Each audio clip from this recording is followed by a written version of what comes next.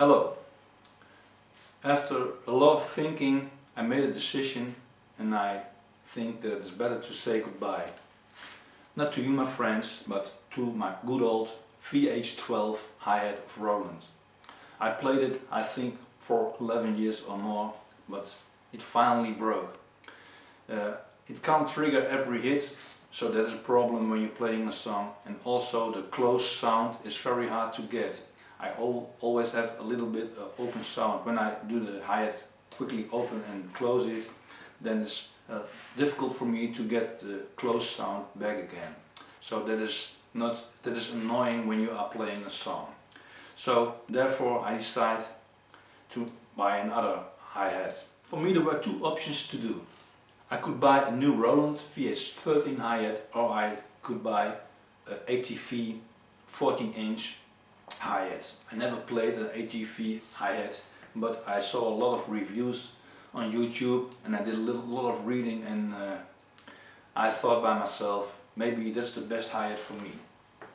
Playing an acoustic hi-hat is not an option for me, because I think when you are an e-drummer, the best way to do is playing an e-drum hi-hat, because I do have many options to choose a hi-hat. And the way I play, I don't see that the dynamics when what I can get out my hi-hat is different than from acoustic hi-hat. So that's why I choose for another e-drum hi-hat. For me it's also exciting to unbox ATV box with a hi-hat inside it, because I never did and I never saw it on YouTube. That's why I do it for you.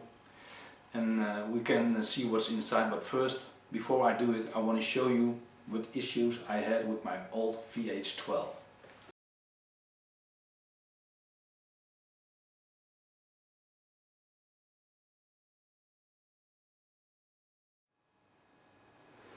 So here you see the top of my old Roland VH12 hi-hat. This is the bottom side of the top of the hi-hat. Here you see a plastic cap. Beneath that cap, on the other side, there is mounted a piezo element. It's running with two small wires to a print plate of Roland.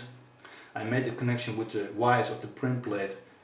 They are soldered with the wires of the piezo element, but that is a weak connection because it can break. You always hit the hi-hat and it shakes, but the wires do shake also, and that after a while they break again, and then you have no sound anymore. I not only changed the whole piezo, I also put some new wires because I made a better connection, but after you do it many times, it will get weaker and weaker. Inside the Roland print plate there's a small green plastic with some two connection stripes, contact stripes on it from little thin metal. And people who are playing Roland cymbals or hi-hats know what I mean. You have to pull the plastic strip out of the print plate, and afterward, when the repairing is is done, you have to put it back. But when you do it many times, this connection will get weaker and weaker, and after a while the contact is not so good anymore, and the issues will get worse and worse, and there will come a point that you have to say, what's the best to do? Buy another hi-hat or repair it again? But my opinion was to buy a new hi-hat. But I played it for what I said before 11 years, and it was a good hi-hat. So here's the box with the ATV H14-inch hi-hat. I'm very excited because I never saw an unboxing of this hi-hat on YouTube also. So I'm looking forward to see what's inside the box. I bought this hi-hat at DrumTech because there it was $60 cheaper for me than at Thomann. It's also a big music shop in Germany, and it is sent to me by US Postal. And let's have a look inside the box.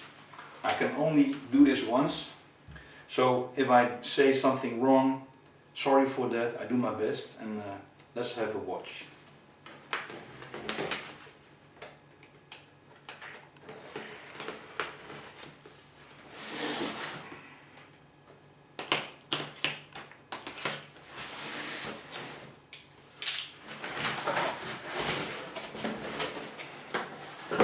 There's another box inside. I don't know what's inside this box. We shall see.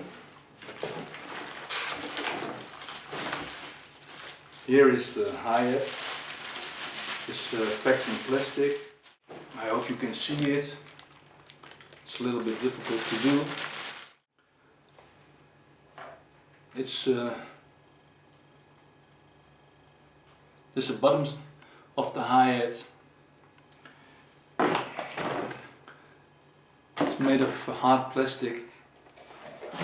It feels a little bit cheap, but we will see. This is the top of the Hihat.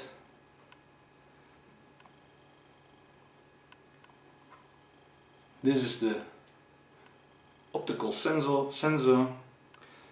There aren't any cables, but you can use the cables from the Roland Hihat, so that is not a problem for me. You probably know that this Hihat needs some electricity. This is the power adapter with some plugs you need in different countries. So I will put it together and I will see how everything works. After playing it for a while, I want to give you my first impressions of this new Hihat. There are a few things that I like. That is because it's a big Hihat. The Roland VH12 or VH13 are only 12 inch. This is more like a realistic Hihat. In the time when I played an acoustic drum kit, I had also a 14 inch Hihat from Siljan, and this is more like a real Hihat size. The surface, the rubber they are using, is very smooth, so it feels really good. The bouncing of the Hihat feels also good.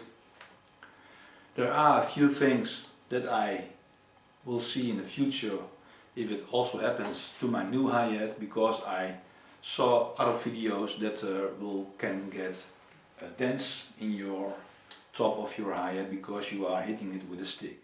There are also a few things that I didn't like about my new Hihat. There isn't a manual or a quick start manual. I don't read normally whole manuals, but if you want to know something about a subject and you can find it in a manual, that maybe might be a little bit handy. So I had a little contact with Justin from 65 Drums and also with Steve, the drummer, Steve Delamar. They both said to me that I had to use the VH13 preset. I already used it, but I didn't really know if that was correct, but I think this will work better than the VH11 preset, because it didn't sound so good with the VH11 preset. I did have a little problem with the power adapter. It's two parts you have to put together, and if you don't do that carefully you won't have power, and this Hihat needs its own power supply. And I want to show you a few things because I didn't see any other video of this subject on YouTube. Therefore I want to show you how I installed this new Hihat. This is the top of the Hihat. It's like the 14 inch crest or ride cymbal from ATV, but it's rebuilt to a Hihat. Here you can see the two inputs to put your jack in. The right input is for the Hihat or the edge, and the left input you can use if you want to play the cup of the cymbal, but it is a hi-hat, so you don't use that input. This is the bottom of the hi-hat. Here is a little LED light inside. You can see it because it's a little bit difficult to see and it's not burning at this moment. And on this side you can see it a little bit. It's a white surface, so the bundle of the LED light is reflecting to this white surface, and then it gives an audio signal to my drum module and it makes a noise, a sound. Here you can see the input of the power supply. This hi-hat does have its own power supply, and here you can see where the hi-hat controller is connected to your module. What I didn't know, and there is not any manual or start guide manual, quick start guide manual by this hi-hat, so you have to figure it out all by yourself. It's not always so easy. Here is a little switch, and if you turn on the switch there will be burning a light here, you can see, and then it gives a signal to your module and will create sounds. I also had to do some calibration and adjustment settings in Superior Drummer. There you can fine-tune your hi-hat really nice. There is a beautiful video of that on Mike Lucas, his website. You can see how you have to do it. I had to figure out which bank it was best to use, and I did it like this way. Press the bottom of trigger, then you can see the banks, then go to the hi-hat. Here you can configure which hat is the best, triggering the new pad hi-hat. And you can, now it's on a VH13, but you can change it, VH12, VH11, but I took the VH13. You also have to calibrate your hi-hat. You can do it here. Then you have to push that button again for execute, and then you can adjust the settings if you want. I don't use the sound of the Roland TD50 module because they are very bad. That's a pity for such an expensive module. I only use drum samples. Maybe I have to do a little bit more adjustments, but I will see how it works now, if it works properly. So that is really fine-tuning. So what I didn't like is that there isn't any manual or quick start guide to read something about how to set up this hi-hat really quick. It costs you a lot of time to find out which settings you have to use, which trigger settings, sensitivity settings, all that kind of stuff you have to do when you are using a drum module or when you are an e-drummer. So that is my question to HTV. Maybe it's possible to put those specifications on your website, so it's much easier for us e-drummers to set up this hi-hat really quick, because you don't have to invent the wheel 2 times, I think. I was already working on my new cover, and then my VH12 broke finally, and I had to wait that my new hi-hat would be arriving. My new cover is a very fast cover. It will have 154 beats per minute, and if you can't hear every hit, because not every hit will be triggered on my old VH12, that it would be a pity, because that is the drive of the song, and that's why I wait. The coming days it will be very hot here in the Netherlands.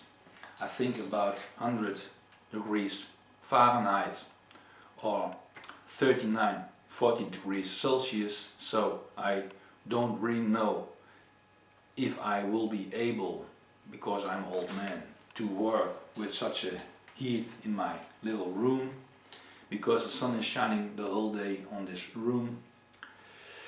But we will see.